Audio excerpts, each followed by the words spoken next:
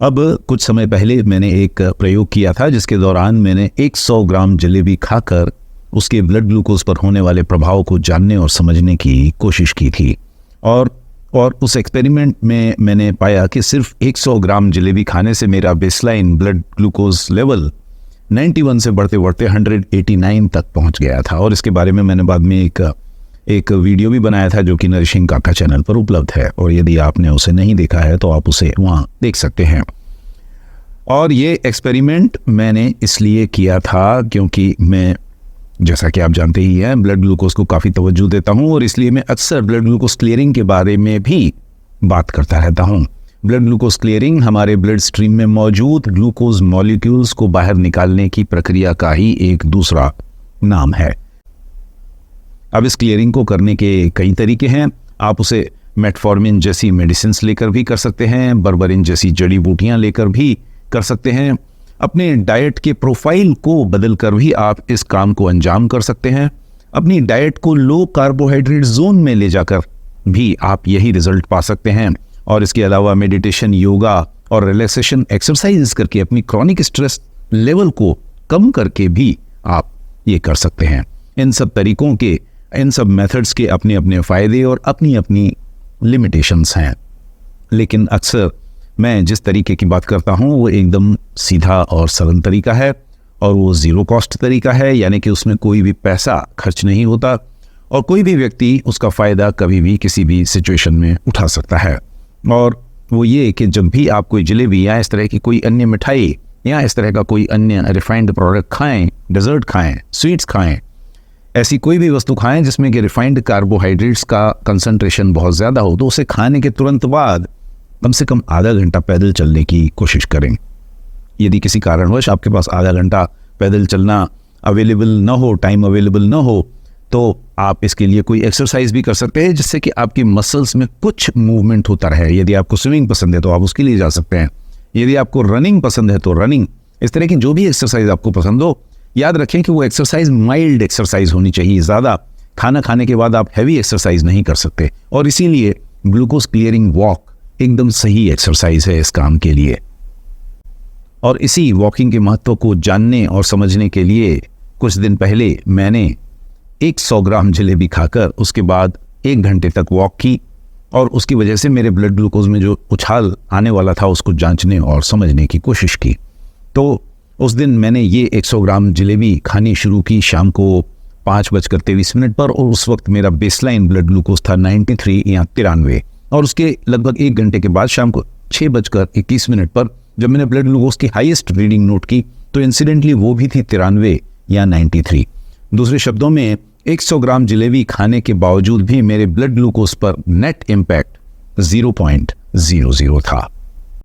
और ये बहुत ही चौंकाने वाली बात थी, क्योंकि जैसा कि मैंने आपको पहले भी बताया, जब मैंने पिछले प्रयोग के दौरान 100 ग्राम जलेबी खाई और उसे खाने के बाद मैं घर में ही बैठा रहा, तो उस सिचुएशन में मेरा ब्लड ग्लूकोज लेवल 91 से बढ़ते बढ़ते 189 मिलीग्राम्स पर डेसीलीटर तक पहुंच गया था,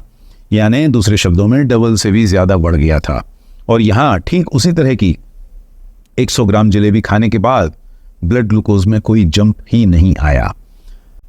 अब जैसा कि मैं पहले भी कई अन्य वीडियोस में डिस्कस कर चुका हूं कि इस तरह से पैदल चलने से या एक्सरसाइज करने से या घर का काम करने से आपकी ब्लड ग्लूकोज की समस्या पूरी तरह से ख़त्म नहीं हो जाती, लेकिन कुछ हद तक आपके कंट्रोल में या आपके नियंत्रण में आ जाती है। यदि आप चाहते हैं कि आपके ब्लड ग्लूकोज में ज़रूरत से ज़्यादा उछाल ना आए, यदि आप चाहते हैं कि आपका ब्लड ग्लूकोज 100 मिलीग्राम प्रति डेसीलीटर लेवल के आसपास ही लगभग पूरा दिन बना रहे, तो उसके लिए आपको इस तरह की एक्सरसाइज से कहीं ज़्यादा अपने खाने पीने की आदतों पर, यानी कि अपनी फूड चॉइसेस पर ध्यान देने की ज़रूरत है। अपने ब्रेकफास्ट, लंच और डिनर और स्नैक्स में कार्बोहाइड्रेट्स में कमी लाने की ज़रूरत है। लेकिन यदि किसी कारणवश आप ये सब नहीं कर पाते, यदि आपको मजबूरी में refined carbohydrates, white bread, white rice, naan, कुलचे, pasta, noodles, samosa, kachori, pizza, burger, panipuri, sweets, desserts और आइसक्रीम जैसी चीज़ें खानी ही पड़ती हैं किसी सोशल प्रेशर के चलते, तो फिर उस हालत में ये मिठाइयाँ या इस तरह के रिफाइंड कार्बोहाइड्रेट्स खाने के तुरंत बाद आप कुछ देर तक पैदल चलकर उस समस्या को कुछ हद तक नियंत्रित कर सकते हैं। इसके अलावा यहाँ पर एक बात कहना और भी महत्वपूर्ण है, और वो ये कि जब आप वॉकिंग के लिए चले जाते हैं या घर का कोई काम करते हैं या कोई एक्सरसाइज करने लगते हैं, तो इससे आपके ब्लड ग्लूकोज लेवल पर जो दुष्प्रभाव पड़ने वाला था वो तो डेफिनेटली कुछ हद तक कम हो जाता है, नो डाउट अबाउट इट। लेकिन यदि उस जलेबी में या उस मिठाई या उस फूड प्रोडक्ट में कुछ गलत इंग्रेडिएंट्स मिलाए गए हैं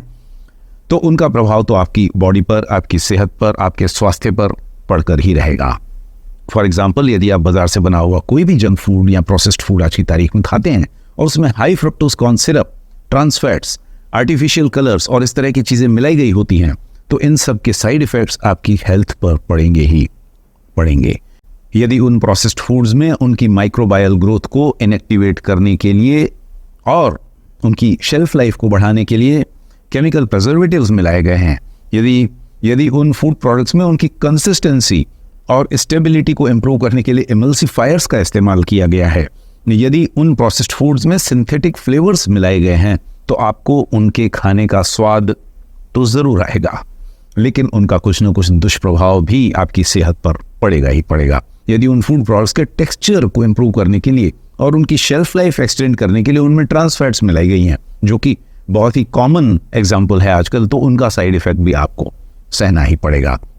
यदि उन फूड्स में स्पॉइलेज को अरेस्ट करने के लिए और ऑक्सीडेशन को रोकने के लिए एंटीऑक्सीडेंट्स मिलाए गए हैं, जो कि आजकल बहुत कॉमन हो गए हैं, तो उनसे होने वाले साइड इफेक्ट्स की मार भी आपके स्वास्थ्य को सहनी ही पड़ेगी। संक्षेप में, आपकी आधे घंटे की वॉक आपको इन सब मुसीबतों से नहीं बचा पाएगी।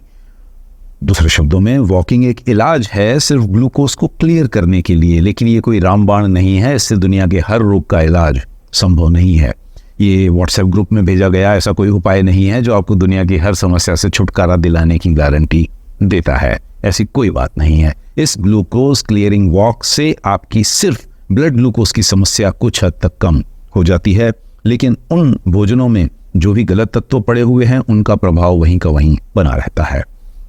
और इसीलिए इस तरह के फूड प्रोडक्ट्स को मैं अवॉइड करता हूँ। इसीलिए इन्हीं छोटी छोटी सावधानियों को लेने की वजह से मेरे ब्लड ग्लूकोज लेवल, मेरे ब्लड प्रेशर मार्कर्स, मेरे ट्राइग्लिसराइड्स, मेरा कोलेस्ट्रॉल, एलडीएल कोलेस्ट्रॉल या एचडीएल कोलेस्ट्रॉल एक स्टेबल जोन में बने रहते हैं। और जैसा कि मैं अक्सर कहता हूँ कि यदि मुझ जैसा एक साधारण व्यक्ति ये सब कर सकता है तो ऐसी कोई वजह नहीं है कि आप ऐसा क्यों नहीं कर सकते। ज़रूरत है तो जलेबी जैसे रिफाइंड कार्बोहाइड्रेट्स को अपने डेली डाइट से दूर रखने की, या फिर ग्लूकोज क्लियरिंग जैसे टूल्स को अपनाने की।